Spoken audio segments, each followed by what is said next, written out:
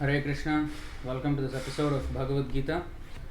We haven't done an episode on Bhagavad Gita for quite some time, so we'll quickly say our Mangalacharan prayers and begin with the episode.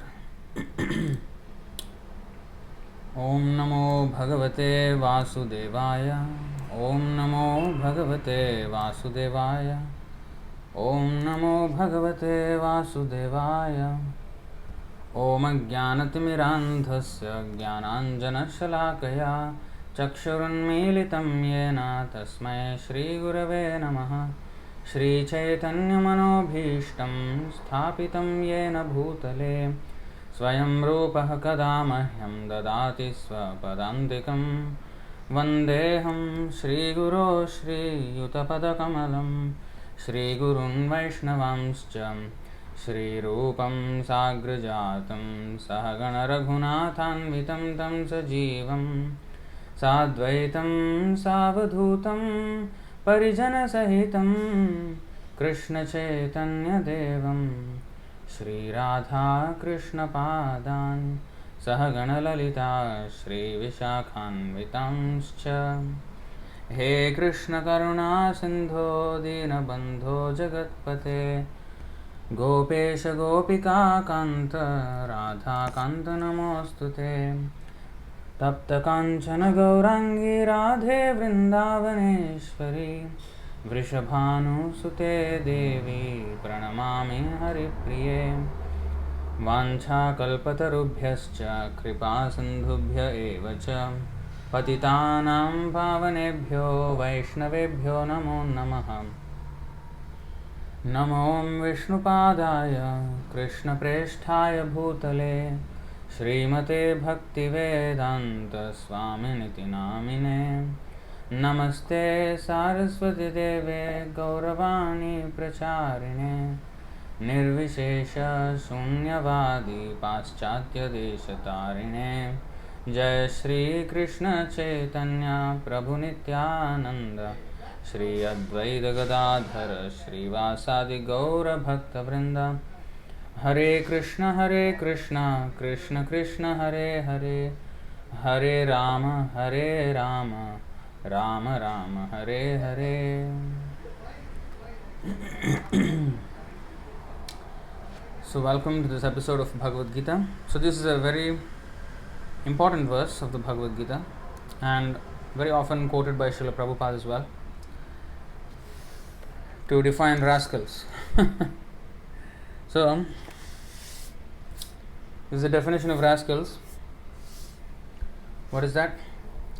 Namam dushkrutino mudhaah prapadyante naradhamaah mayaya pahrita jnana asuram bhavamashritah.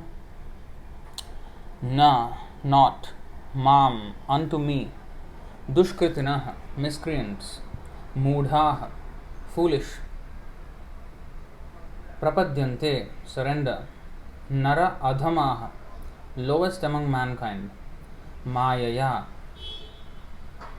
by the illusory energy, apahrita, stolen, jnanaah, whose knowledge, asuram, demonic, bhavam, nature, ashritaah, accepting. Translation and purport by His Divine Grace A.C. Bhaktivedanta Swami Srila Prabhupada Ki Jai.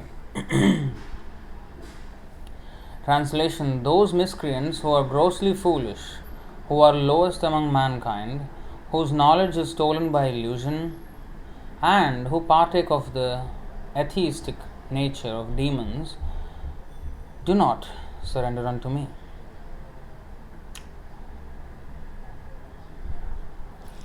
So purport.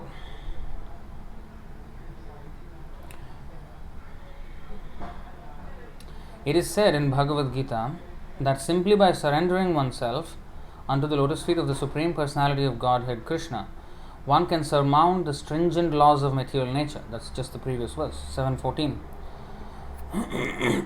At this point, a question arises. How is it that educated philosophers, scientists, businessmen, administrators, and all the leaders of the ordinary men Do not surrender to the lotus feet of Sri Krishna, the all-powerful personality of Godhead. Mukti or liberation from the laws of material nature is sought by the leaders of mankind in different ways and with great plans and perseverance for a great many years and births. But if that liberation is possible by simply surrendering under the lotus feet of the Supreme Personality of Godhead, then why don't these intelligent and hard-working leaders adopt this simple method? So that's the question. The Gita answers this question very frankly. Now this word is very important, frankly.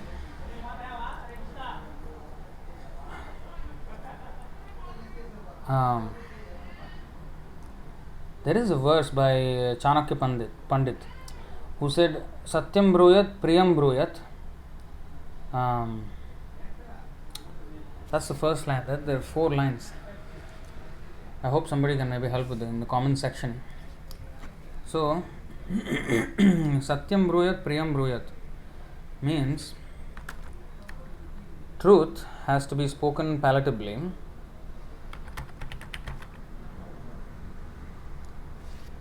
but sometimes truth is not palatable. What to do then? Still it nevertheless has to be spoken. So, frank.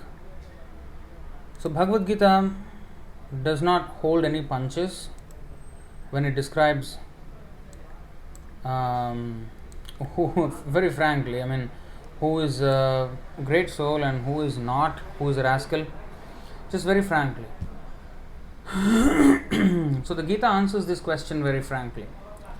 Those really learned leaders of society like Brahma, Shiva, Kapila, the Kumaras, Manu, Vyasa, Devala, Asita, Janaka, Prahalad, Bali, and later on Madhvacharya, Ramanujacharya, Sri Chaitanya, and many others who are faithful philosophers, politicians, educators, scientists, etc., surrender to the lotus feet of the Supreme Person, the all-powerful authority.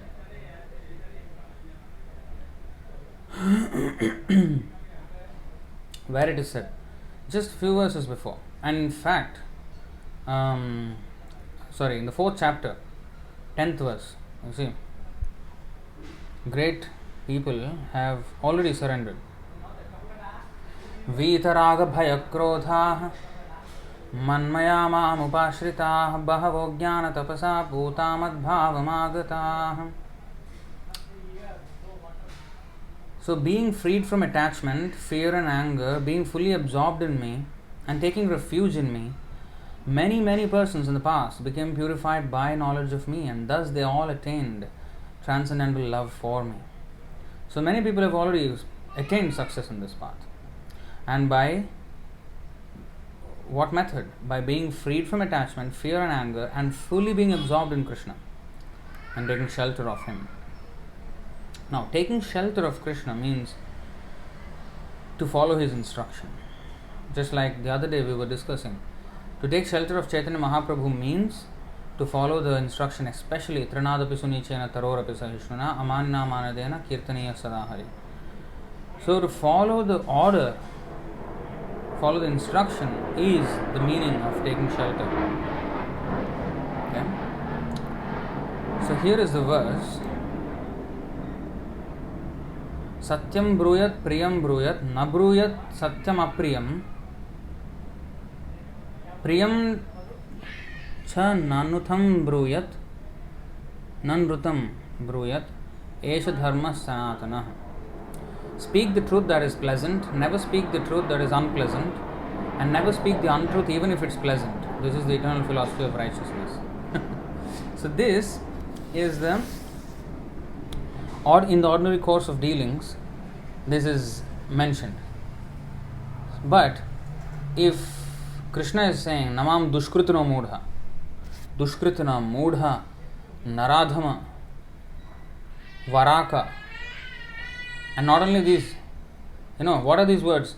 Dushkritana means very grossly foolish, impious. Those who have no credit of piety. No, let's look at the words. Dushkrita means miscreants.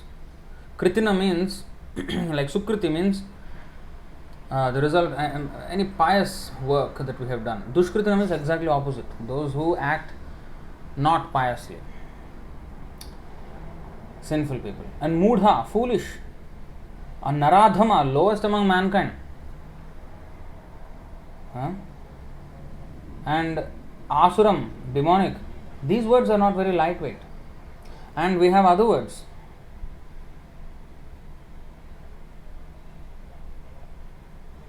2, 3, 19. You see. Shvavidvarahoshtrakharaeh samstutah purushah pashuh nayat karnapatho peto jatu nama gadagrajah. Men who are like dogs, hogs, camels and asses. Praise those men who never listen to the transcendental pastimes of Lord Sri Krishna, the deliverer from evils. These are not, like you see, if you come back to this verse and see, Satyam bruyat, priyam bruyat, na bruyat satyam apriyam, priyam cha nanrutam bruyat, esha dharma sanatana. This is the eternal philosophy of righteousness.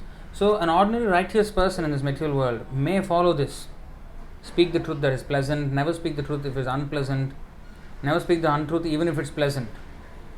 Now, who decides what is pleasant and what is unpleasant? It depends on the other party, right? The recipient of such truth. So, but then there is another shloka. See, in the matter of speaking the absolute truth, this does not apply. Now, this is very important. The subject matter here is now in ordinary course of dealings about petty things. This principle works. Satyam bruyat, priyam bruyat, na bruyat satyam apriyam, asatyam nanrutam bruyat. Sorry, priyam cha nanrutam bruyat, esha dharma sanatana. Never speak the untruth even if it's pleasant. So, but when we are presenting frankly the real knowledge of the absolute truth, this process cannot be followed. As you can see at the 2 verses, there are so many verses. Gokharaha, animal. Anybody who is not even self-realized, thinking the body to be the self, is an animal. Dvipada pashuhu. To call a person stupid is bad, but to call him a dog is even worse. To call him a pig, even worse. So, but these words are used in Shastra. Why? When it comes to truth and speaking frankly, it cannot be sugar-coated. It cannot be there cannot be any euphemism in the truth, especially when we want to convey the real message. So we have to. We cannot avoid it. What can be done? So this is an important aspect of preaching Krishna consciousness. While preaching Krishna consciousness, we have to be very frank. Like there was this meeting of Srila Prabhupada with one police superintendent.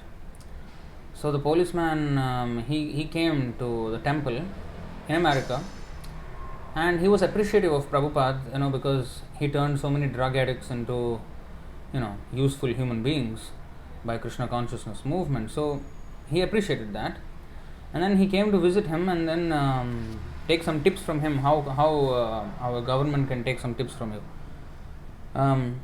Prabhupada said, you just give us more chance to do Sankirtan. You give us a free place, we can have a nice temple. No, that is aside. Apart from the religious aspect, what else can we offer to the public? No, Prabhupada said, unless you have the religious aspect, unless you are a devotee of God, you cannot get good qualities. And he said, no, in our country, now this thing. No, you first of all, why are you saying your country, Prabhupada said? That itself is not a good quality. This is Krishna's country, not your country. Americans have come some few hundred years ago and then saying, now this is our land. That is thief. You are a thief. Prabhupada told him straight, you are a thief. So, That's not pleasant, but it has to be said. If suppose there is a thief somewhere around in the neighborhood, and if I alert someone, hey, there is a thief around, please stay alert, that's not a very pleasant news, but that's a truthful news. And if I say I follow this principle, Satyam Bruyat, Priyam Bruyat, then oh, there is a thief, but people will feel unpleasant, they will get shocked, I will give them anxiety, never mind, just let him be and let them be, and how can I do that? When I know there is a thief there and I know it, and I am not alerting others, is that not an act of crime, and am I not complicit in the crime itself? Maybe by state law, no, but if I know and I am not telling it, I will be implicated. See, there is this verse, Srimad Bhagavatam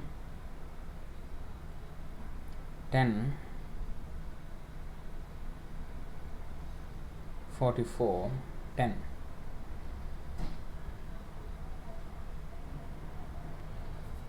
न सभां प्रविशेत् प्राज्ञः सभ्यदोषान् अनुस्मरन् अब्रुवन् विब्रुवनज्ञो नरः किल्बिषमश्नुते.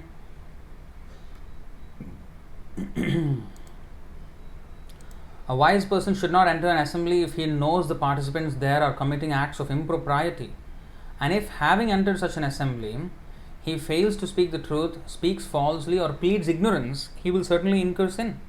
And here it is said, never speak the truth that is unpleasant. So if somebody is doing something wrong, and if I plead ignorance or speak falsely, or I fail to speak the truth, I will certainly incur sin. So it is our duty to talk the truth. How can we escape? We are duty bound to speak the truth. We have to be truthful. By not speaking the truth, that is dishonesty. Even though I may not tell a lie, by not telling the truth, that is dishonesty. You see? So I can't plead ignorance and fail to speak the truth and speak falsely. Now, how I speak the truth, that may be, there may be tactics in that. But I have to speak the truth. And frankly, actually. That's why a devotee is not duplicitous. He will not think one thing and say another thing. He just, it is. Of course, sometimes diplomacy is used. But the thing is, diplomacy means it's not exactly some vicious mentality. Sometimes we can say it nicely, but we have to say it. But how better can we say it? Whoever are non-devotees, Krishna is calling them Naradham. I mean, if they don't surrender to Krishna, Naradham, lowest among mankind. Among the entire human society, are the lowest. Rascal of the first order, in another sense. So if Krishna says like that, then how? That is the thing. Krishna used that word. So of course we can say that this is not good. That much we can say. But we must say it is not good. There is another verse by Prabodhananda Saraswati. Opposite. Reverse psychology. There it is said, Dante nidhaya trinakam padayornipatya कृत्वा च काकशतमहं ब्रवीमि हे साधवः सकलमेव विहाय दूरात् चैतन्यचन्द्रचरणे कुरुतानुरागम्. He said, Prabodhananda Saraswati said, okay, we have to speak the truth, but let us speak like this. Dante nidhaya trinakam padayornipatya. That means, sir, we approach a devotee should approach the materialist in this way. Sir, you are the greatest. Fall down at his feet. Padayor nipatya. Fall down at his feet. Dante trinaya. Dante nidhaya trinakam. Taking the straw between the teeth. That means it's a symbolism of humility. In all humility, fall at his feet. We know he is a rascal, he is a demon, he is the number one lowest of mankind, but you are a great man. Padayor, fall down at his feet first. Kritva cha kakashatam aham bravimi. He is saying, I will approach the materialist and I will fall down at his feet and say, I will praise his glories. You are the greatest, you are the best, you are everything. Everything that is the best in this world, you are the one. Whatever, say whatever, praise him. Hey Sadhava! Sadhava means you are a saint. You are a saint. Call him. Then the person will be completely satisfied. Yes, yes, yes. What do you want? You are a nice person, I like you. What do you want? Then propose. What is that? Sakalameva vihaya durad. Whatever you have learned, sir, everything is rubbish. Throw it far away. Sakalameva vihaya durad. Durad means far away. It is no more, not even useful. It is complete nonsense. Chaitanya Chandra Charane Kurutanuragam. You take shelter of the lotus feet of Chaitanya Mahaprabhu. Leave whatever you have learned. You have learned many things. You are a great man. You are very accomplished. Yes, yes, good. Now, forget it, because it's all rubbish. Take shelter of Chaitanya Mahaprabhu's lotus feet, please. So,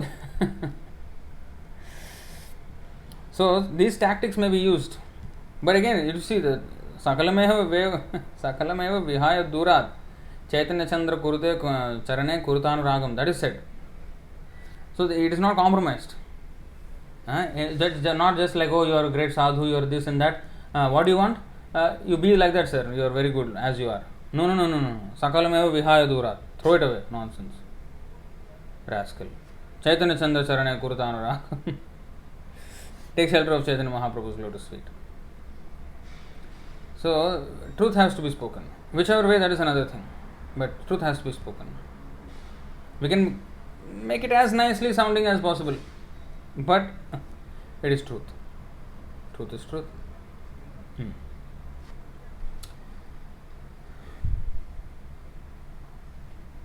Okay. So, going back to today's purport.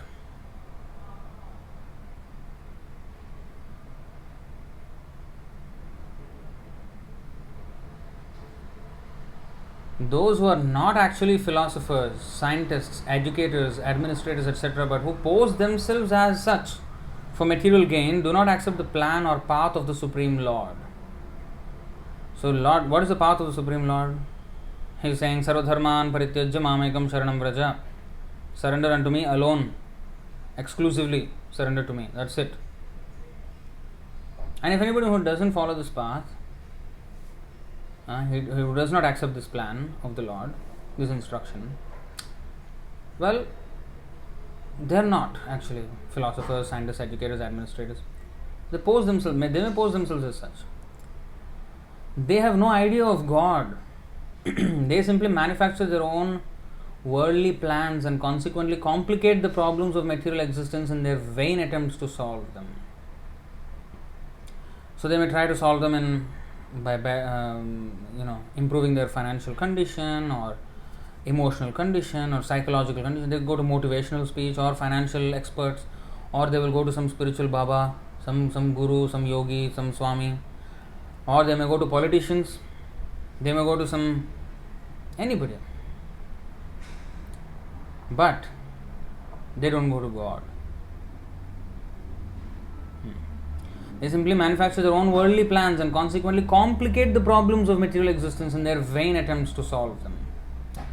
Because material energy in nature is so powerful, it can resist the unauthorized plans of the atheists and baffle the knowledge of planning commissions. Big countries, they are coming together with United Nations and all that, but world is in a mess. World is in a mess. What is this United Nations doing? It's a useless body. Useless. Simply complicating the whole process in the world. The atheistic plan makers are described herein by the word dushkritinah or miscreants. Kriti means one who has performed meritorious work. The atheist plan maker is sometimes very intelligent and meritorious also, because any gigantic plan, good or bad, must take intelligence to execute. But because the atheist's brain is improperly utilized in opposing the plan of the Supreme Lord, the atheistic plan maker is called dushkriti, which indicates that his intelligence and efforts are misdirected. Today we have the example of Elon Musk. and many others like that, Jeff Bezos and many others. Now, he is a big name, doing so-called big things and certainly very smart, very intelligent. But Dushkritina, he's an atheist. He doesn't believe in God. And he's doing, it requires a lot of intelligence to do what he's doing. But he's misdirected. We're not denying the intelligence he has. We're not. But he's misdirected. So spiritually, he's still a fool. He's a fool. Great scientists, anybody who materially becomes successful, mostly are demons. They don't have any faith in God. Very few have, and that also very feeble faith. So, reading on, in the Gita it is clearly mentioned that material energy works fully under the direction of the Supreme Lord. It has no independent authority. Mayadhakshena prakriti suyate sacharacharam 9.10. It has no independent authority. It works as the shadow moves in accordance with the movements of the object. It works as the shadow moves in accordance with the movements of the object. But still, material energy is very powerful, and the atheist, due to his godless temperament, cannot know how it works, nor can he know the plan of the Supreme Lord. Under illusion and the modes of passion and ignorance, all his plans are baffled, as in the case of Hiranyakashipu and Ravana, whose plans were smashed to dust, although they were both materially learned as scientists, philosophers, administrators, and educators. These Dushkritinas or miscreants are of 4 different patterns, as outlined below. Now there is a classification of miscreants, classification of rascals. So we're not just saying rascals, no. A grade rascal, B grade, C grade. There are types of rascals. So very nicely analyzed. It's with full categorization. That's why Shva, Vid, Varaha, Ushtra, Kare. 4 animals were used. Shva, Vid, Varaha, Ushtra, Kare. So Shva means dog. Vid, Varaha means stool-eating hog or pig. And then Ushtra means camel, and Khara means ass. 4 animals were chosen because of their particular characteristics, and of course we won't go in much into their detail. Maybe we will. Why not? Because that verse is actually very important. We will see this verse, and then if we have time, we'll go to that verse. So 4 different patterns of Dushkritina or sinful people. 1. The Moodhas. Namam Dushkritina Moodha Prapadyante Naradhama Maya Paharita Jnana and Asuram Bhavam Ashrita. 4 kinds of rascals.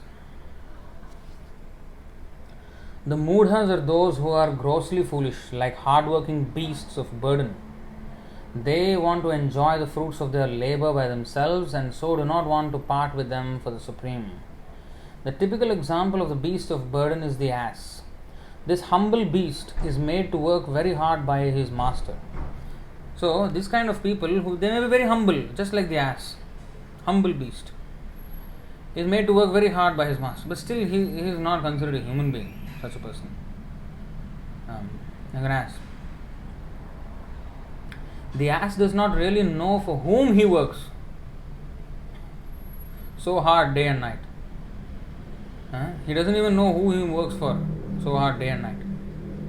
He remains satisfied by filling his stomach with a bundle of grass, sleeping for a while under fear of being beaten by his master, and satisfying his sex appetite at the risk of being repeatedly kicked by the opposite party. When a he donkey, when he approaches a she donkey for sex, and the she donkey will kick him in the face with her hind legs, and he takes a lot of beating before he can have sex. So, a lot of pain just for a paltry gratification. The ass sings poetry and philosophy sometimes, but this braying sound only disturbs others. This is the position of the foolish fruitive worker who does not know for whom he should work. He does not know that karma or action is meant for yajna or sacrifice. Okay. Today the computer is just constantly in a nonsense mode. It's not even going down. My computer is going from bad to worse already. So anyway, most often those who work very hard day and night to clear the burden of self-created duties. Self-created duties, very important. Those who work very hard day and night to clear the burden of self-created duties say that they have no time to hear of the immortality of the living being. Nobody gave them those duties, they just self-created them. Yeah? They have started something and then they got caught up in their own thing now. To such moodhas, material gains which are destructible are life's all in all. Antavattu phalam tesham tad bhavati alpamethasam. Those who are not very intelligent, they go for temporary rewards, temporary gratifications. They don't look for the eternal ultimate truth and ultimate satisfaction. How can ultimate satisfaction be gotten? They don't care. They just mindlessly engage or indulge in temporary gratification.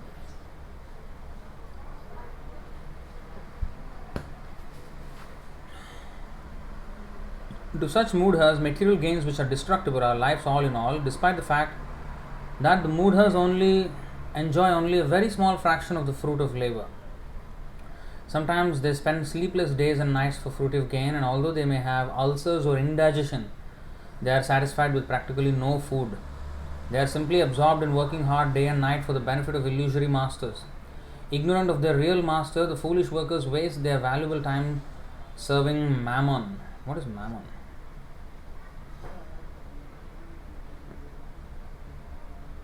Wealth regarded as an evil influence or false object of worship and devotion. So they serve money basically. Ignorant of their real master, the foolish workers waste their valuable time serving mammon. Unfortunately, they never surrender to the supreme master of all masters, nor do they take time to hear of him from the proper sources. The swine, next animal, actually, this is actually from already the 2-3-19. The swine who eat the night soil do not care to accept sweetmeats made of sugar and ghee. What is night soil? It's actually a very British way of saying stool. Very archaic British way of saying stool. Night soil. Feces. That's what it says. The swine means, swine is a pig. The swine who eats the night soil do not. The swine is in plural. Okay. The swine who eat the night soil do not care to accept sweet meat, sugar, and ghee. Now the pig won't eat sweets. Similarly, the foolish worker will untiringly continue to hear of the sense-enjoyable tidings of the flickering mundane world,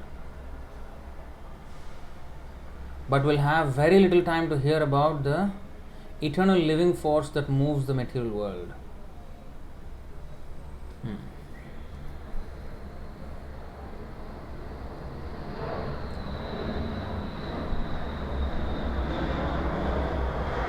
This is true. I mean, Nirnam Santi Sahasrashah.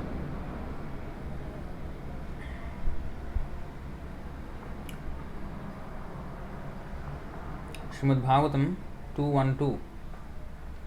This is a very nice verse, very important verse actually.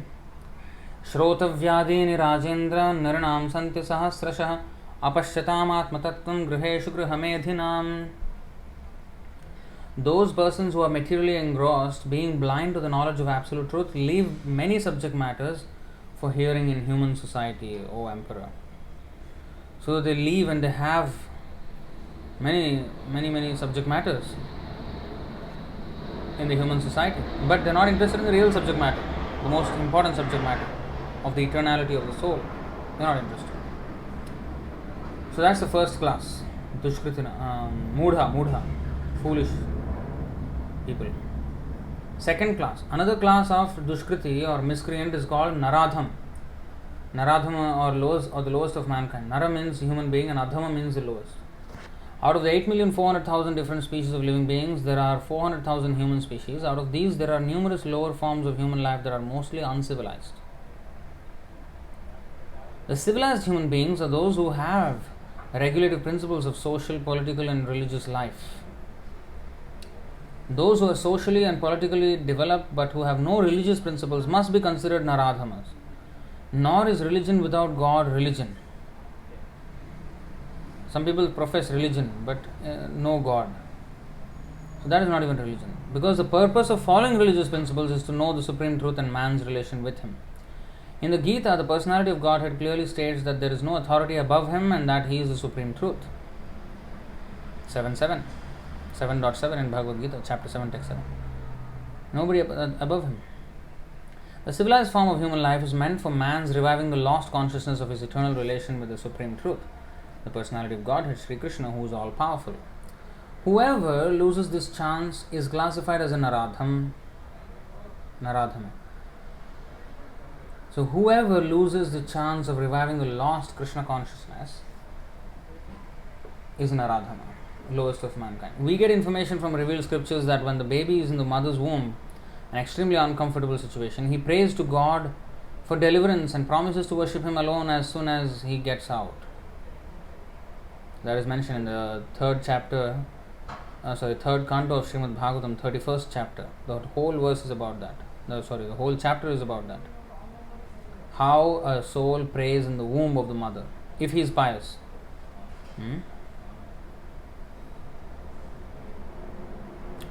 We'll just take a quick look at that, the prayers, what we said.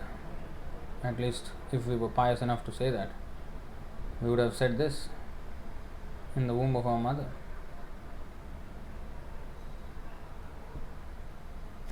See, the personality of Godhead said, I'm just reading the English, not the Sanskrit. Under the supervision of the Supreme Lord and according to the result of his work, the living entity, the soul, is made to enter into the womb of a woman through the particle of male semen to assume a particular type of body. According to his past work, he is entering through the semen of a man into a womb of a woman. On the first night, the sperm and ovum mix, and on the fifth night, the mixture ferments into a bubble. On the 10th night, it develops into a form like a plum, and after that, it gradually turns into a lump of flesh or an egg, as the case may be. Now, even ultrasound scans don't show it so clearly as what is described here. The medical information is way more advanced in our Shastras than the modern so-called medicine. Now, in the course of a month, a head is formed, and at the end of 2 months, the hands, feet, and other limbs take shape. That's why those who abort, those who do abortion, are rascals of the first order. They are murderers. Mothers, they are not mothers, they are murderers. So, this is very, very sinful, extremely sinful.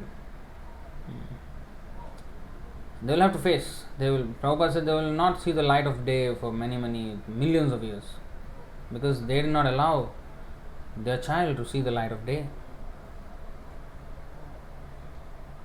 So in the course of a month and all these things, by the end of 3 months, the nails, fingers, toes, body and body hair, bones and skin appear, as do the organ of generation and the other apertures in the body, namely the eyes, nostrils, ears, mouth and anus. This is by the end of 3 months. Within 4 months from the date of conception, the 7 essential ingredients of the body, namely chyle, blood, flesh, fat, bone, marrow and semen, come into existence. At the end of 5 months, hunger and thirst make themselves felt. And at the end of 6 months, the fetus, enclosed by the amnion, begins to move on the right side of the abdomen. If it is a boy, it moves into the right side. If it is a girl, it goes to the left side. That is mentioned in the purport of that verse. Deriving its nutrition from the food and drink taken by the mother, the fetus grows and remains in that abominable residence of stools and urine, which is the breeding place of all kinds of worms. Bitten again and again all over the body by the hungry worms in the abdomen itself, the child suffers terrible agony because of his tenderness. He thus becomes unconscious moment after moment because of the terrible condition. Owing to the mother's eating bitter, pungent foodstuffs, or food which is too salty or too sour, The body of the child incessantly suffers pains which are almost intolerable. Just eating, the mother is just eating normally, and then for the child is intolerable. Placed within the amnion and covered outside by the intestines, the child remains lying on one side of the abdomen, his head turned towards his belly, like that, the crouching position like that. And that's exactly what ultrasound showed, right? That's how it is. And here, back then there was no ultrasound, but they knew everything that is going on inside. Much better than the so-called modern scans. From day one, from minute one, they know already what is happening. So, they in fact know the reasons behind one's birth and what previous life and whatever. All this information is there. His head turned towards his belly and his back and neck arched like a bow. Sorry. So, exactly the position that is found in the scan. How they know? 5,000 years ago written. And this is not just 5,000 years ago. This is a narration by, I think, Narad Muni or something. It was spoken millions of years ago. That was just recorded as written form in 5,000 years ago. Just imagine the kind of science. And we think we are greatly advanced in the 21st century. We know how to kill the child within the womb, and that is advancement. That is advancement. Nonsense. 3:31:9. So the child thus remains just like a bird in a cage without freedom of movement. At that time, if the child is fortunate, he can remember all the troubles of his past 100 births, and he grieves wretchedly. What is the possibility of peace of mind in that condition? You see, this is what happens in the womb. We don't even know. Just like all these other things happened, and with science we can show the scan looks exactly like what is described here. But what the child thinks is also mentioned here, which ordinary science does not have. We have that information. And if he is pious, if the child is fortunate, he can remember the troubles of his past 100 lifetimes. One lifetime already we can't handle it. People are getting depressed and going into depression, committing suicide. Just one life's worth of, that to what? Some months worth of suffering. Imagine hundreds of births, 100 births. What is the possibility of peace of mind in that condition? Thus endowed with the development of consciousness from the 7th month after his conception, the child is tossed downward by the airs that press the embryo during the weeks preceding delivery.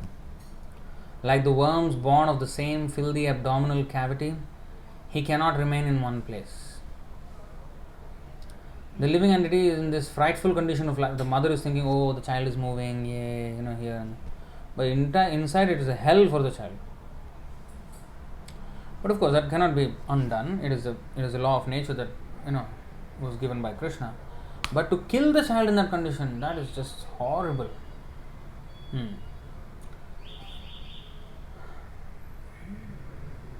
The living entity in this frightful condition of life, bound by 7 layers of material ingredients, prays with folded hands, appealing to the Lord who has put him in that. This fortunate soul who can remember his 100 previous lives, he will pray to the Lord. What does he pray? The human soul says, I take shelter of the lotus feet of the Supreme Personality of Godhead, who appears in his various eternal forms and walks on the surface of the world. I take shelter of him only because he can give me relief from all fear, and from him I have received this condition of life, which is just befitting my impious activities. How come he knows so many things, and then when he comes out he doesn't know anything? He has to be sent to school, he doesn't even know where he is, who he is, and what is he talking, what is he walking, can't even control his urine and stool, and then he is praying so maturely in the womb. What is this? This doesn't sound scientific. Well, at the time of birth, Maya covers the living entity, completely forgets everything. Until then he remembers. Especially if he is fortunate enough.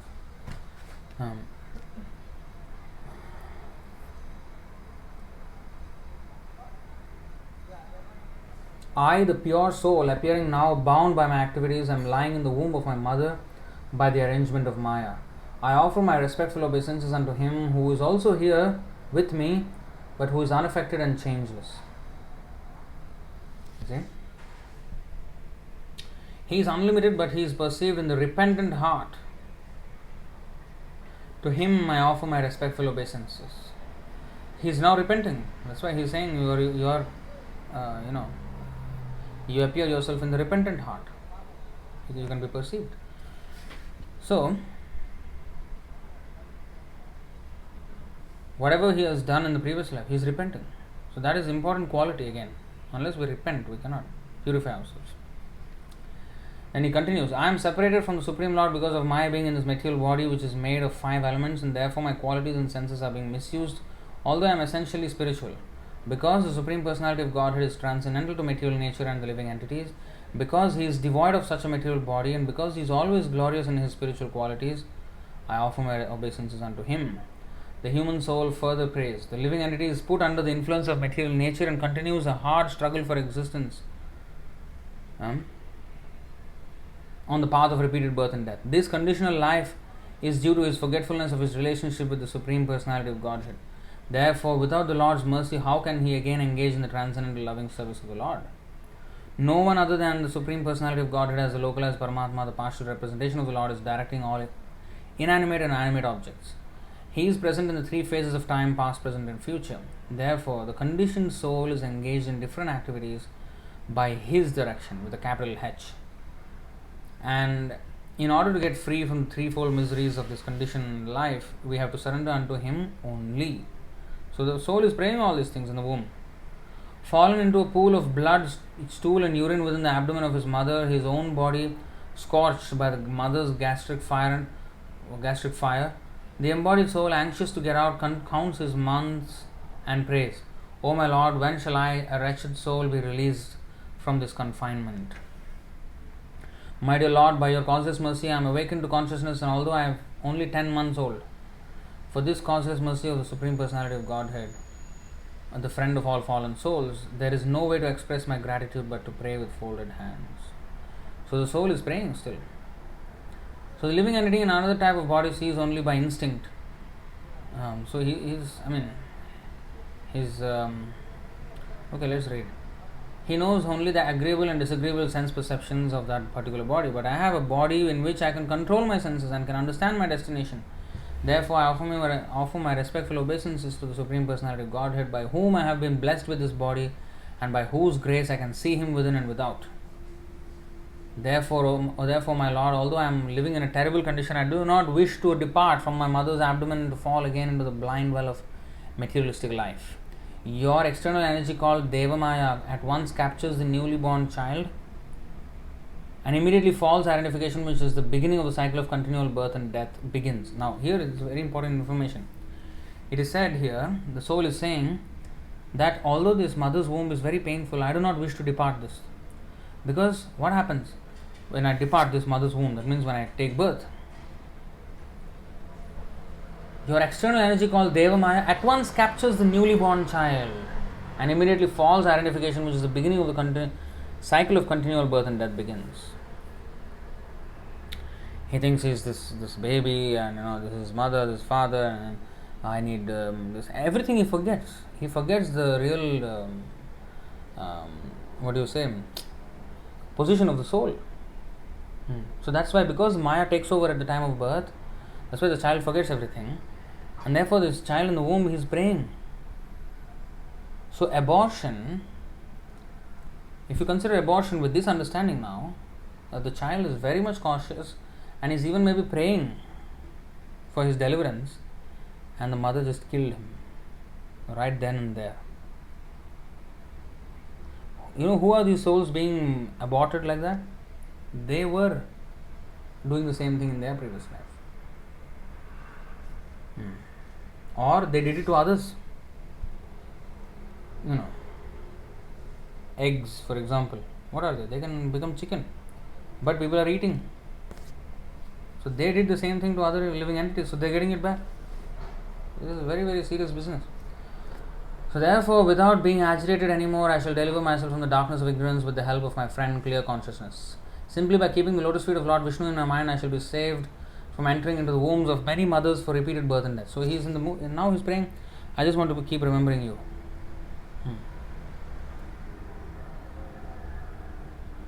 So then what happens? Next verse. Lord Kapila is actually telling this, who's an incarnation of Krishna. He is telling this, how the whole journey in the womb. So then Lord Kapila continued, the 10th month old living entity has these desires even while in the womb.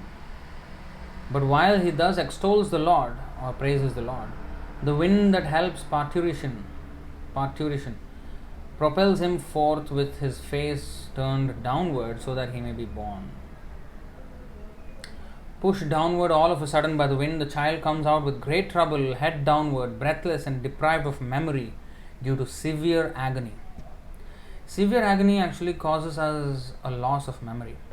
Sometimes, when people who have gone into accident, they have met with an accident, and they maybe get a, like a kind of, if it's very, very shocking, then, they may even lose memory.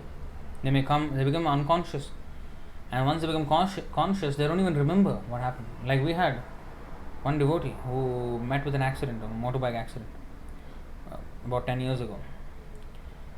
And after he became alright, he got a brain stroke. He was completely alright. After the accident, he got a stroke and he became like semi-paralyzed, but now he kind of recovered to a little bit. Not the same as before though.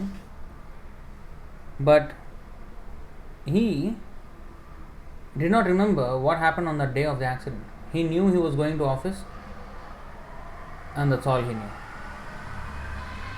He doesn't remember how it happened. So severe agony can cause loss of memory. And because the push downward all of a sudden by the wind, the child comes out with great trouble, head downward, breathless and deprived of memory due to severe agony. So part of these things are already verified by so-called modern science in the scanning and ultrasound scan and whatever, CT scan or whatever it is. But what the child thinks, that is beyond the scope of so-called modern science. Anyway, the child thus falls on the ground smeared with stool and blood. A worm germinated from the stool. He loses his superior knowledge and cries under the spell of Maya. And this is how birth takes place. And that's why he looks foolish and everything forgotten. Actually, he remembered until then. After coming out of the abdomen, the child is given to the care of persons who are unable to understand what he wants, and thus he is nursed by such persons. Unable to refuse whatever he is given to him, he falls into undesirable circumstances. So in this way, we can go and read this whole chapter. But you see, it's very important.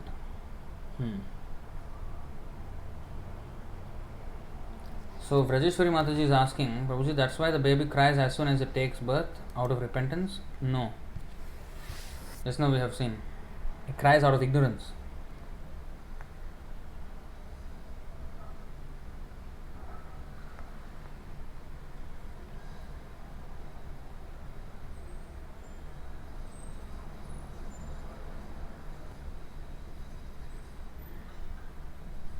He loses his superior knowledge and cries under the spell of Maya. Out of ignorance he cries, not out of repentance. Repentance is inside the womb, not outside. So we all went through that, but after we come out, did I even say that? No. That's what we are now. So that's what is mentioned here. We get information from the revealed scriptures that even when the baby is in the mother's womb, an extremely uncomfortable situation, he prays to God for deliverance and promises to worship Him alone as soon as he gets out. To pray to God when he is in difficulty is a natural instinct in every living being because he is eternally related with God. But after his deliverance, the child forgets the difficulties of birth and forgets his deliverer also, being influenced by Maya, the illusory energy. We prayed so many things in the womb, but when we come out, forget. It is the duty of the guardians of children to revive the divine consciousness dormant in them. So what they went through in the womb, the parents must make them again come back to that. The 10 processes of reformatory ceremonies. So as enjoined in the Manusmriti, which is the guide to religious principles, are meant for reviving God consciousness in the system of Varnashram. The Manusmriti has sanskaras or reformatory ceremonies, and this Manusamhita is actually guide to religious principles and are meant for reviving God consciousness in the system of Varnashram.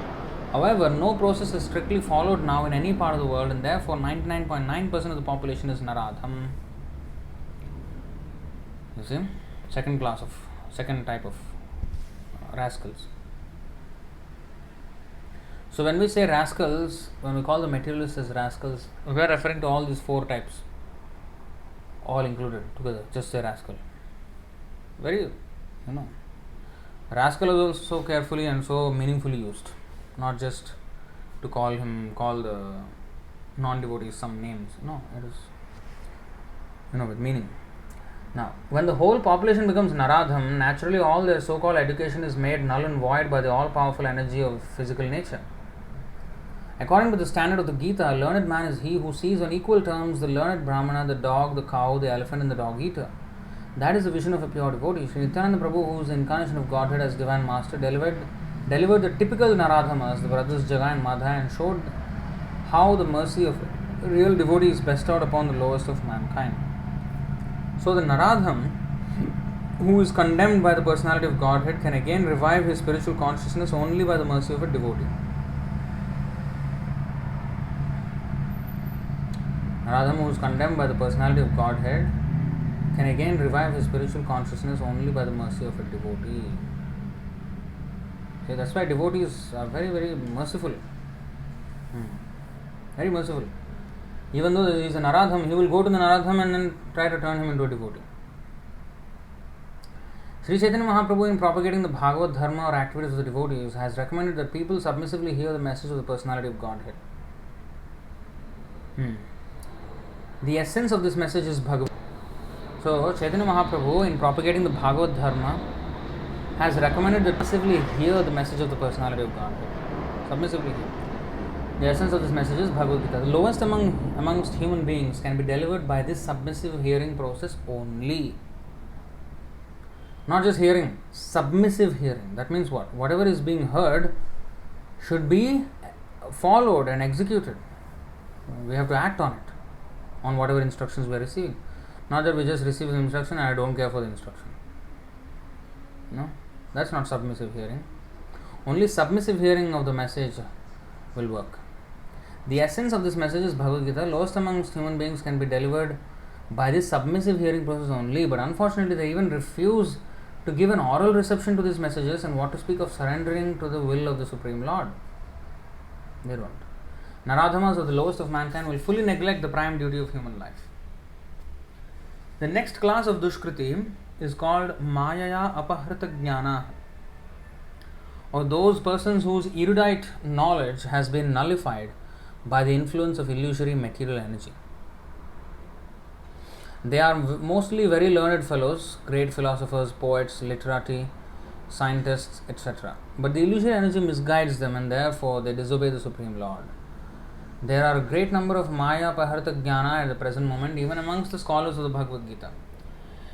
In the Gita, in plain and simple language, it is stated that Sri Krishna is the Supreme Personality of Godhead. There is none equal to or greater than him. He is mentioned as the father of Brahma, the original father of all human beings. In fact, Sri Krishna is said to be not only the father of Brahma but also the father of all species of life. He is the root of the impersonal Brahman and Paramatma. The super soul in every entity is his plenary portion. He is the fountainhead of everything, and everyone is advised to surrender unto his lotus feet. Despite all these clear statements, the Maya Paharita Jnana deride the personality of the Supreme Lord and consider him merely another human being.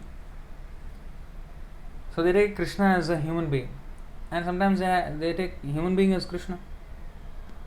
So they are all Maya Paharita Jnana. They do not know that the blessed form of human life is designed after the eternal and transcendental feature of the Supreme Lord. It means the human life is a blessed form of life, because in this life you can make a complete solution.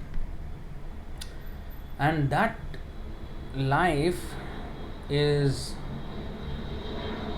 the human body is a reflection of God's body. The God created a human being body as a replica of his own body. All the unauthorized interpretations of the Gita by the class of Maya Pahrita Jnana outside the purview of the Parampara system are so many stumbling blocks on the path of spiritual understanding. The deluded interpreters do not surrender unto the lotus feet of Krishna, nor do they teach others to follow this principle. You see? So these are all Maya Pahrita Jnana. They don't follow and they don't teach others also. Last one. The last class of Dushkriti is called Asuram Bhavamashrita, or those of demoniac principles. This class is openly atheistic. Some of them argue that the Supreme...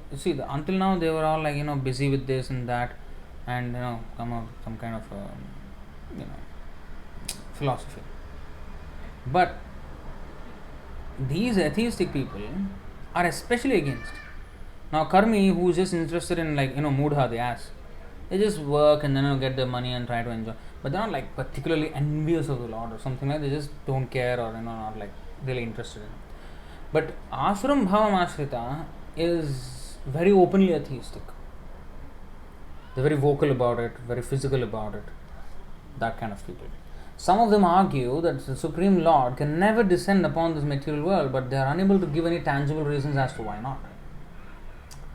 There are others who make him subordinate to the impersonal feature, although the opposite is declared in the Bhagavad Gita. Envious of the Supreme Personality of Godhead, the atheist will present a number of illicit incarnations manufactured in the factory of his brain. What is this illicit incarnations? Many humans, they think they are incarnation of God. Kali Yuga is fraught with these kind of human beings who are on the level of animals, and they are taken as incarnations of God. So, but here it is said, envious of the Supreme Personality of Godhead, the atheist will present a number of illicit incarnations manufactured in the factory. Such persons whose very principle of life is to decry the personality of Godhead cannot surrender unto the lotus feet of Sri Krishna. Sri Yamunacharya Albandaru of South India said, "O my Lord, you are unknowable to persons involved with atheistic principles. Despite your uncommon qualities, features and activities, despite your personality is being confirmed by all the revealed scriptures in the quality of goodness, and despite your being acknowledged by the famous authorities renowned for their depth of knowledge in the transcendental science and situated in the godly qualities." You see that? You are unknowable to atheistic people.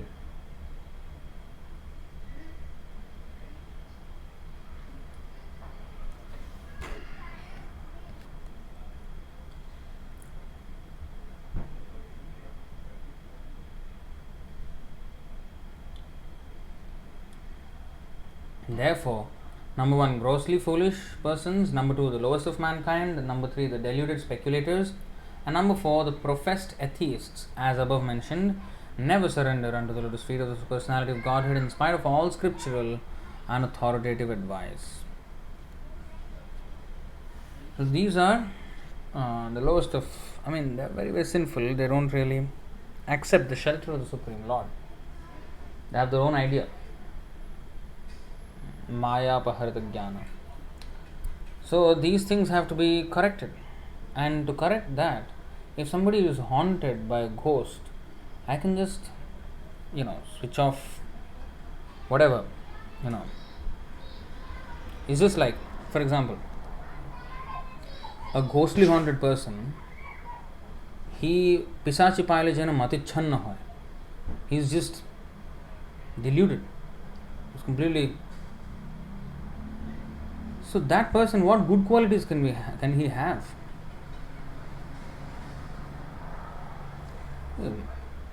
He will speak anything and he will do anything. But those people who are actually knowledgeable in this, they have to awaken them.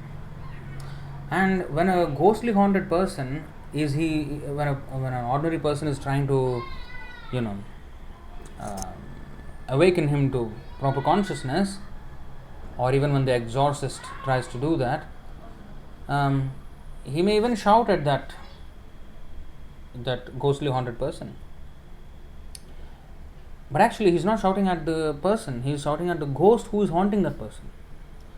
So, but the ghostly haunted person may take it that way, he's shouting at me, why are you shouting at me? He will make him even more angry. So, sometimes the devotees are quite, they speak the truth and then it hurts. But actually, what is being hurt is that our comfort with Maya, Pisachi, Koto Nidram Maya Jao Pisachi Rakole. Maya is like a Pisachi, like a ghost. So, the devotees are very merciful. They don't just let him, oh, he is comfortable with the ghost, okay, let him be.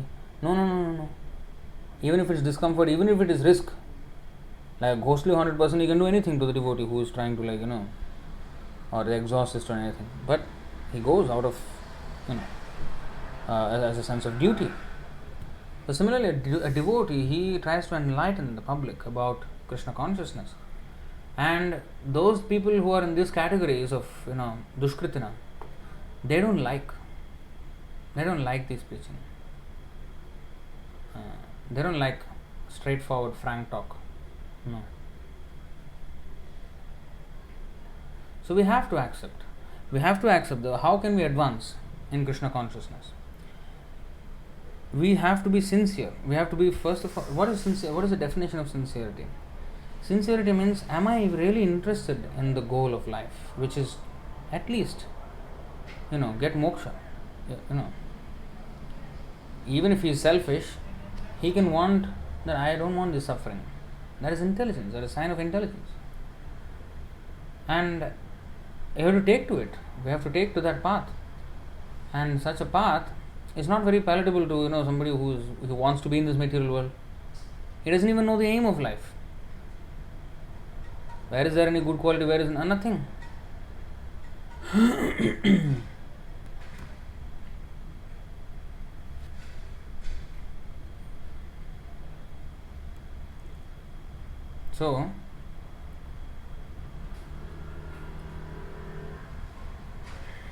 So therefore, if we want our real benefit, we have to accept the truth, even if it sounds a little bitter, and even if it sounds hurtful. But if it is the truth, if it's not the truth, you can investigate why did you say that. But if it is the truth, I should accept it. It may not be palatable because I was used to something else, but this is the truth, so I have to wake up to it. Otherwise, if I choose to sleep in ignorance, they say ignorance is bliss. Yeah. Until we get chopped on the slaughter board. It is donkey's bliss. Ignorance is donkey's bliss. Donkey is also very blissful. Singing and braying. Nobody wants to hear his song, and he carries so much load, and it is not even his load. He's working for someone else, and for some grass which the master is giving, that grass he can get anywhere. I don't know what he's doing then. He can eat more grass or other place than with his master. But the master will give one bundle of grass, and then he takes care of that. He takes charge of the ass, and then the ass just agrees, okay, I will carry whatever. And he's getting a good deal. The man, he's getting a good deal. I just gave him some grass, worthless grass anyway for me, and then he will do valuable work for me. If somebody, gives you some cheapskate item, but you paid a lot of money for that, are you not foolish? So this ass is like that. He wants to pay a heavy price for some cheap thing which he can get everywhere. So this is called no brain, alpamethasa, varakana, foolish. So these kind of people, unfortunately, they do not surrender. Namam dushkritana mudha prapadyante, namam prapadyante. So they don't surrender. So द्वौ भूत सर्गौ लोकेस्मिन् दैव आसुर एव च विष्णुभक्त स्मृतो दैव आसुरस्तद्विपर्ययः. Two kinds of people are there in this world. Dvau bhuta sargau. Two categories. One is the godly and one is the demoniac. The demoniac person is he who is not a devotee of Vishnu, and the godly person is he who is a devotee of Vishnu. Only these two types of people are there, and nobody else. How can you say like that, this and that? No, we have to say like that. If you don't like, sorry. Take it or leave it. That is our philosophy. Our policy is that we are giving you, you have to take it. That's for your good. If you don't take it, then you will be the one who is suffering. Who will be? The one who is telling the truth, he will not suffer because he is trying to help. But if I don't take the help, then I will suffer. As simple as that. Listen, so 2.3.19 actually, we wanted to a little bit show that. Extremely tired today. I'm sorry about that. 2.3.19. So you see these animals actually, maybe it's quite a long purport. Okay, I think let's go through it. It's a little bit worth it, Men who are like dogs, hogs, camels and asses praise those men who never listen to the transcendental pastime of the Lord Sri Krishna, the deliverer from all evils. Purport: the general mass of people, unless they are trained systematically for a higher standard of life and spiritual values, are no better than animals. And in this verse, they have particularly been put on the level of dogs, hogs, camels, and asses. Modern university education practically prepares one to acquire a doggish mentality with which to accept the service of a greater master. After finishing a so-called education, the so-called educated persons move like dogs from door to door with applications for some service, and mostly they are driven away, informed of no vacancy. As dogs are negligible animals and serve the master faithfully for bits of bread, a man serves a master faithfully without sufficient rewards.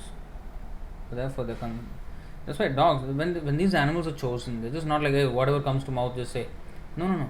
Meaning, why these animals were chosen? What are the qualities in those animals that these human-like animals, animals in human form. What are the qualities in the actual animals? Are these animals in human form carrying? So, these are the things. Doggish mentality. Dog needs a master, otherwise his life is precarious. So, Shudra education. Shudra is, it's basically becoming like a dog. Then, persons who have no discrimination in the matter of foodstuff and who eat all sorts of rubbish are compared to hogs. Hogs are very much attached to eating stools. So, stool is a kind of foodstuff for a particular type of animal. And even stones are eatables for a particular type of animal or bird. But the human being is not meant for eating everything and anything. He is meant to eat grains, vegetables, fruits, milk, sugar, etc. Animal food is not meant for the human being. For chewing solid food, the human being has a particular type of teeth meant for cutting fruits and vegetables. The human being is endowed with 2 canine teeth as a concession for people of a persons who will eat animal food at any cost. It is known to everyone that one man's food is another man's poison. Human beings are expected to accept the remnants of food offered to Lord Sri Krishna, and the Lord accepts foodstuffs from the categories of leaves, flowers, fruits, etc. as quoted in Bhagavad Gita 9.26. Patram pushpam phalam doyam yome bhaktya prayachati tadaham bhaktupahritam ashnami prayatatmanaha. So, he accepts only in the form of fruits, flowers, leaves, water, milk, in this way. Otherwise, he does not accept anything else. As prescribed by Vedic scriptures, no animal food is offered to the Lord. Therefore, a human being is meant to eat a particular type of food. He should not imitate the animals to derive so-called vitamin values. Therefore, a person who has no discrimination in regard to eating is compared to a hog. The camel is a kind of animal, Ushtra. Next, Shva, Vidvaraha, Ushtra. Ushtra means camel. The camel is a kind of animal that takes pleasure in eating thorns. A person who wants to enjoy family life or the worldly life of so-called enjoyment is compared to the camel. Materialistic life is full of thorns, and so one should live only for the prescribed method one should live only by the prescribed method of Vedic regulations just to make the best use of a bad bargain. Life in the material world is maintained by sucking one's own blood. The central point of attraction for material enjoyment is sex life. To enjoy sex life is to suck one's own blood, and there is not much more to be explained in this connection. The camel also sucks its own blood while chewing thorny twigs. The thorns the camel eats cut the tongue of the camel, and so blood begins to flow within the camel's mouth. The thorns mixed with fresh blood create a taste for the foolish camel, and so he enjoys the thorn eating business with false pleasure. This is how a camel does. You can even know about zoology, just by reading Bhagavatam. Similarly, the great business magnates, industrialists, who work very hard to earn money by different ways and questionable means, eat the thorny results of their actions mixed with their own blood. Therefore, the Bhagavatam has situated these diseased fellows along with the camels. Now, finally, the ass is an animal who is celebrated as the greatest fool. Prabhupada has a way of saying things. Like he used to say, stalwart demon. Stalwart demon. Stalwart demon. Yes, he used that. It's an oxymoron. Stalwart means exalted, very great, exceptional. Demon, exceptional demon. What is that? Exceptional rascal. But you see, the ass is an animal who is celebrated as the greatest fool, even amongst the animals. Animals are already foolish. He is foolish among the animals also. The ass works very hard and carries burdens of the maximum weight without making profit for itself. The ass is generally engaged by the washerman whose social position is not very respectable. And a special qualification of the ass is that it is very much accustomed to being kicked by the opposite sex. When the ass begs for sexual intercourse, he is kicked by the fair sex, yet he still follows the female for such sexual pleasure. A henpecked man is compared, therefore, to the ass. The general mass of people work very hard, especially in the age of Kali. In this age, the human being is actually engaged in the work of an ass, carrying heavy burdens and driving thela and rickshaws. The so-called advancement of human civilization has engaged the human being in the work of an ass. The laborers in great factories and workshops are also engaged in so much burdensome work. And after working hard during the day, the poor laborer has to be again kicked by the fair sex, not only for sex enjoyment, but also for so many household affairs.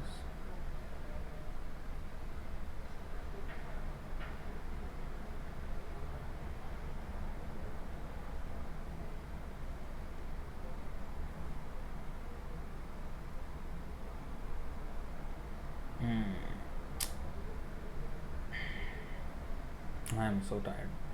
So, the so-called advancement of human civilization has engaged the human being in the work of an ass. The laborers in great factories and workshops are also engaged in such burdensome work. After working hard during the day, the poor laborer has to be again kicked by the fair sex, not only for sex enjoyment, but also for many household affairs. So, Srimad Bhagavatam's categorization, this is where it comes. Srimad Bhagavatam's categorization of the common man without any spiritual enlightenment into the society of dogs, hogs, camels and asses is not at all an exaggeration.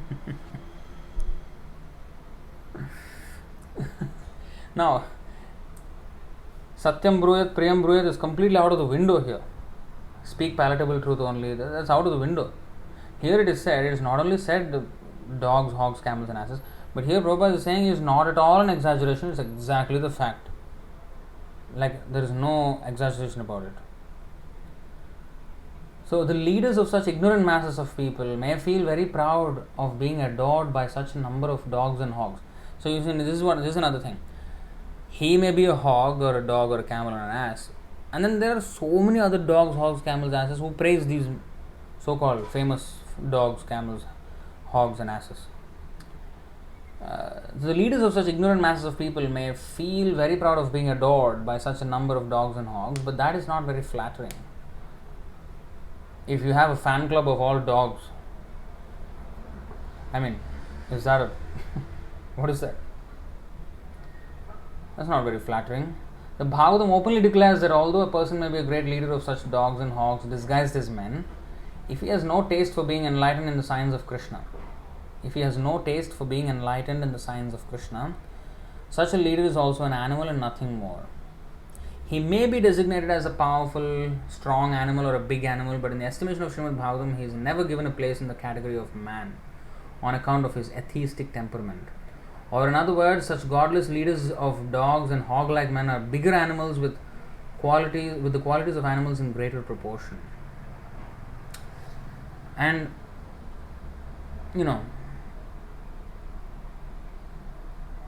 this is the thing with the atheistic people, they don't accept. What is atheism? What is atheism? Atheism means to not believe in God and to not believe His word. That's why Bauddha, Vedana Mania, Bauddha hoita Nastik. Chaitanya Mahaprabhu said, Vedana Mania. The Buddhists, they don't believe in the Vedas and therefore they're atheists. Nastik.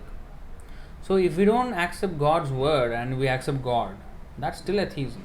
Because we don't accept. God and God's word are non-different. And we have to believe whatever is the word of God and we have to follow. We cannot disobey and be called a devotee. No. That is Nastik. Atheism. So the quicker we rise from the platform and come to the point of listening and following the instructions of Krishna, the better it is for us. Otherwise, we're asking for trouble. We're asking for trouble. So we should not remain this Dushkritina. We have to become Sukritina. Not just ordinary Sukritina, we have to become Mahatma. Great soul. So, for that we have to surrender to the Lord. Jnanaman mam prapadyate Vasudeva sarvamiti sa Mahatma. So, I think I'll stop it at that. I think it's quite self-evident, the subject matter. So we just have to become more and more surrendered. We have to accept the instructions and follow them to the letter as much as possible. And Krishna will give us intelligence how to follow it even more and more. Alright, I'll take any questions that are here. Otherwise, we'll stop it here. 1 second. Monbon.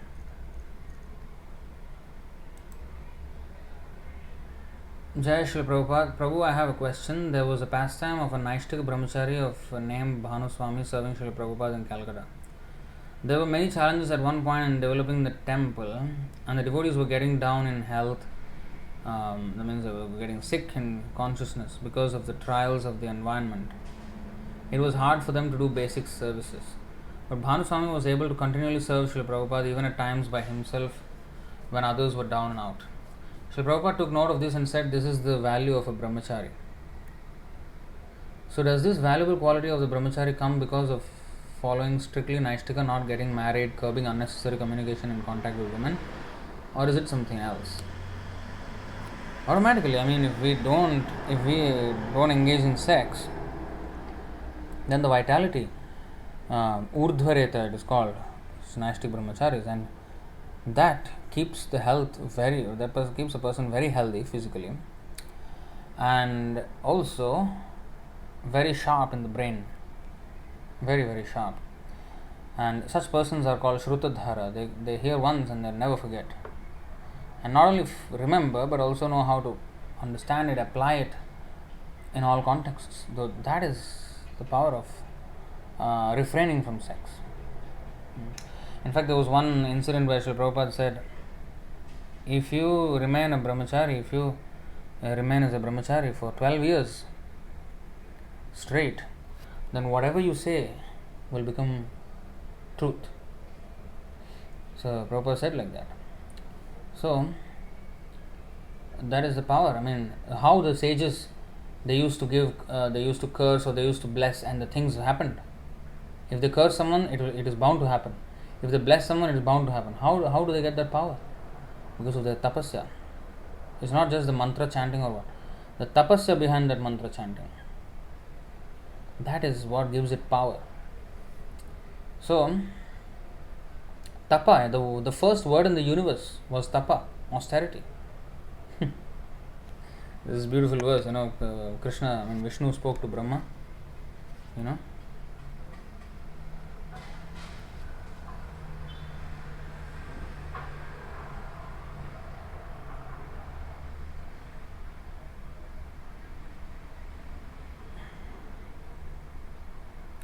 Two nine six.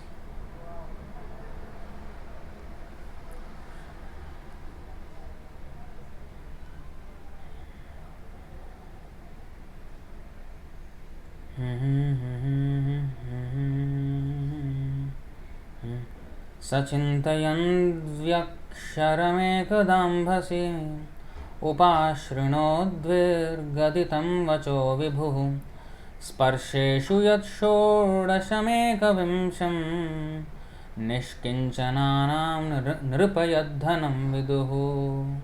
It's very important. निष्किञ्चनानां नृपयद्धनं विदुः. स्पर्शेषु यत् षोडशं ekavimsham. Shodasham means 16th and ekavimsham means 21st. So the 16th and the 21st of sparsheshu. Sparsha means in the sparsha letters, consonants. Sparsha means vowels is when the sound from the throat comes unobstructed through the mouth. That is a vowel. A, E, A, O. From the throat there is no sparsha. Sparsha means touch.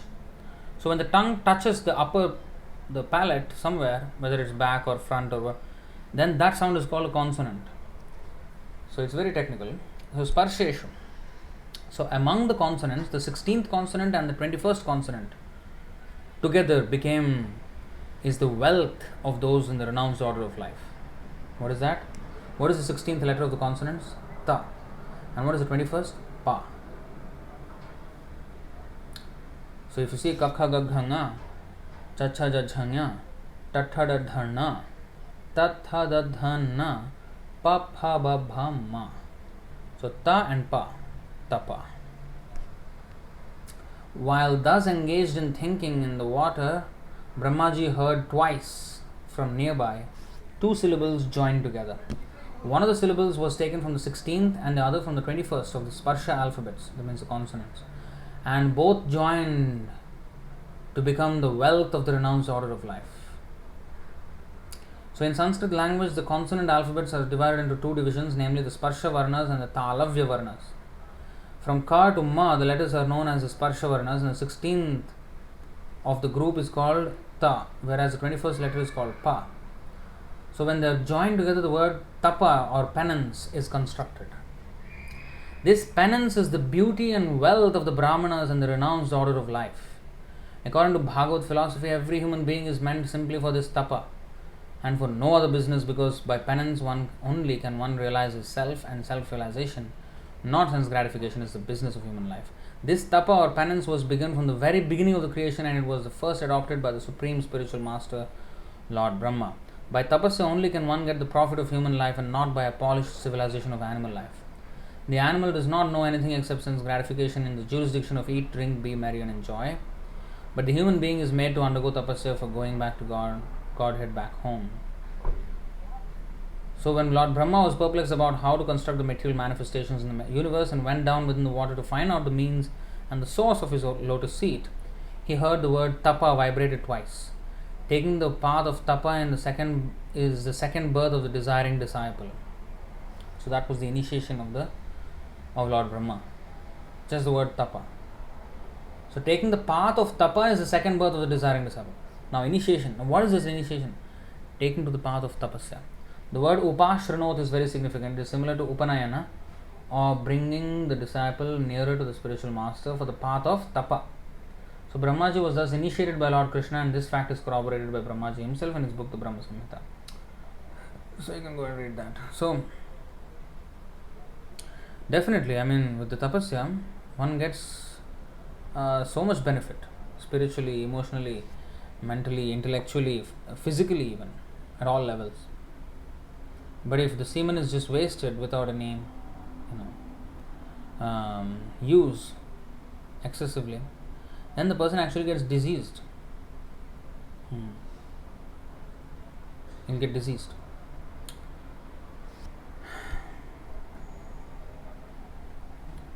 So Dmitry Fedotov, Sri Sunagopal Prabhu showed a verse or purport where it is said that inattentive hearing is an offense. Yes, this is the one which you have already quoted. Lord Shiva advised the sons of the king to hear him attentively, for inattentive hearing is offensive. 4:24:32. Yes, that's true.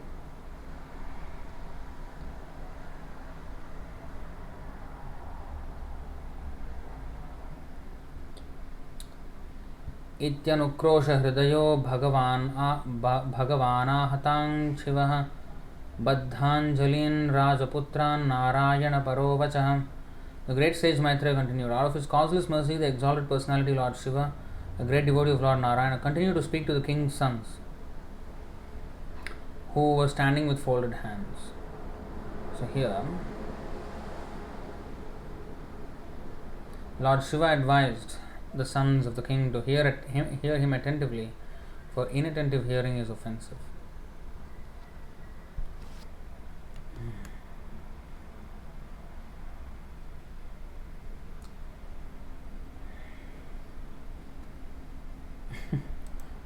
Lynn Mataji is saying, learning zoology.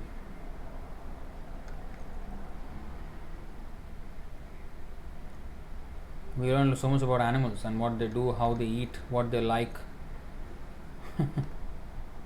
And the irony is that we are learning zoology because human beings are on that level, and it's actually us who are on that level. So while we are learning zoology, Bhagavatam is nicely saying that you are also on that level, saying to us, oh, we are also on that level. So we have to rise above that and become only interested in Krishna. So, wasn't Om the first word? No. Of course, Pranava Sarva Vedeshu, we have the Pranava. But the first words that Brahma heard is Tapa. As you know, was the first thing he heard. I mean, Om is always there, even before. From the Om, everything came. But the first words heard by Brahma was Tapa. Divya is asking, Divya Mataji, Prabhuji, a baby in the womb remembers everything and prays to Vishnu for liberation, as Devamaya makes him forget right after birth. How is he able to remember Vishnu again when born in a non-devotee family? How he reconnects with Vishnu? Will Devamaya allow him to remember? Won't the Maya cover him again? Well, we all were born in non-devotee families, most of us at least. But we still came to this path. That's why Krishna says in the 6th chapter and in the 2nd chapter, both, he says that those who have followed this Krishna consciousness, that is never lost. Whatever we have done in Krishna consciousness is never lost. Even in the next life, if we only did 1% in this life, next life we will start from 2%. We will never go back down. So, and Shuchinam Srimatam Gehe in the 6th chapter, they take birth in pious families, or even if they don't take birth in pious families, they'll come in contact with a guru and they'll become pious. So, there's a chance, of course. And how did we come to Krishna consciousness? We were not into it, but by the mercy of a pure devotee, Prabhupada, we came into it. So Maya, well, not directly, but she tests our determination, tests our seriousness in going back to Krishna. If we have a slight lack of seriousness, she will hit that slight soft spot. She is very accurate in her punches, and she knows exactly where, when, and how to hit. She knows where it hurts the most and when it hurts the most. And she'll do exactly that, because that's where our focus is, that's where our attachment is, and she wants to remove that. She wants to actually train us up to become a proper devotee of Krishna. So, if you're doing anything wrong, she will punish us for that, and even if you're doing right, she will test our sincerity. Okay, you're doing right. What if I change the situation a little bit? Are you still serious about the Krishna, or you will, start blaming him or what? I want to see. So, she does that. She does in a different way. You see.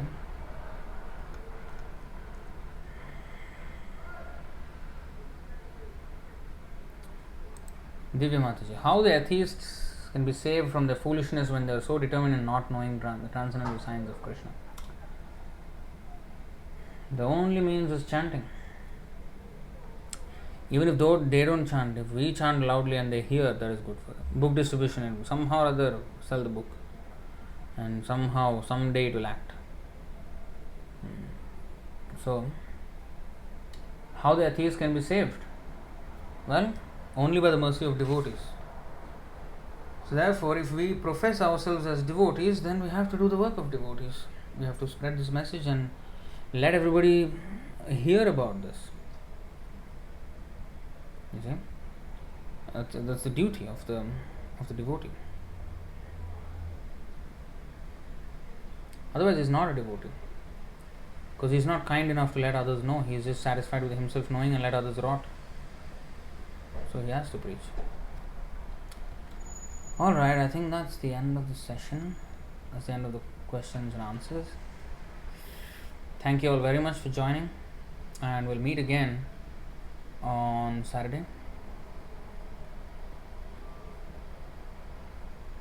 Wait, Monbon has... Oh, it's already... Okay. That's already done. Alright, so thank you very much.